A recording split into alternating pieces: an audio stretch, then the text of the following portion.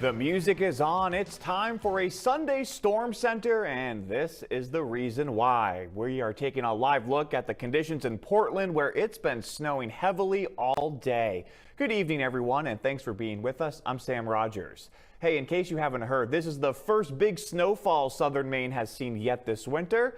Right now, we have meteorologist Dana Osgood on the weather deck monitoring the conditions and snow totals for us, and meteorologist Jason Nappy is in the studio. Jason, we'll start with you for our first look at this storm that's not just bringing a lot of snow, but wind and cold, and it really hasn't died down yet. A fourth person has been arrested in connection with the death of a man from Corinth. A detective with the Bangor Police Department says Holden Melvin was arrested by the Piscataquis County Sheriff's Office yesterday. Melvin was wanted for hindering apprehension or prosecution in the death of Dylan Caruso. Caruso was found dead in Exeter last week after being missing for almost a month. Dylan Boyce and Dylan Belanger are also accused of interfering in the investigation. Kenneth Creamer is accused of killing Caruso. People across our state have reported being taken advantage of by sophisticated scammers who are claiming to be law enforcement officers. We will start here this morning. A man from Biddeford facing charges of robbery and murder won't make another court appearance for 3 months. Garrett Labonte is accused of killing and robbing Gene Dares on Foss Street in Biddeford back in September. He was in court yesterday. During that hearing, a judge ruled that Labonte won't receive bail and is not allowed to contact Linda Lambert, another woman who is charged in this murder case.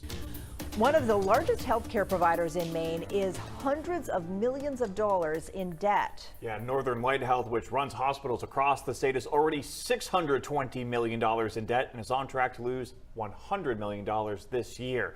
Northern Light Health Chief Financial Officer James Rorba says rising inflation, labor shortages, and low reimbursement rates for Medicare and MaineCare have all contributed to this problem.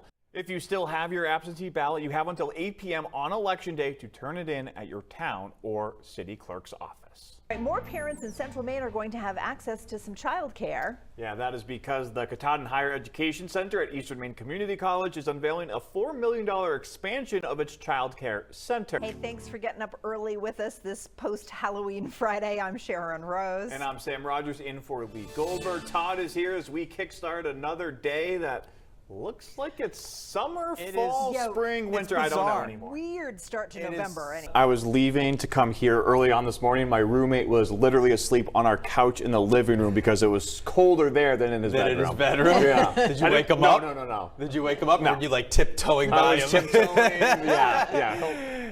He'll wake up and see us on TV talking about it. Good morning, Joe. Good morning, Joe. And doctors are reporting an increase in cases of a lung infection known as walking pneumonia right now. Yeah, the biggest increase this year is among children. Doctors say walking pneumonia is milder, so like the name suggests, people who have it may be able to be out and about with no problem. Well, now here's your morning rush. A man from Biddeford will be spending the rest of his life in prison after being convicted of shooting and killing his landlord. In 2021, Randall Hennessy shot Douglas Michaud several times during an argument. Court documents say Michaud was trying to evict Hennessy. At the sentencing yesterday, the judge said it was clear Hennessy was not acting in self-defense as he claimed. 2 people were taken to the hospital after a 3-car crash on Route 302 in Casco, according to the Cumberland County Sheriff's Office.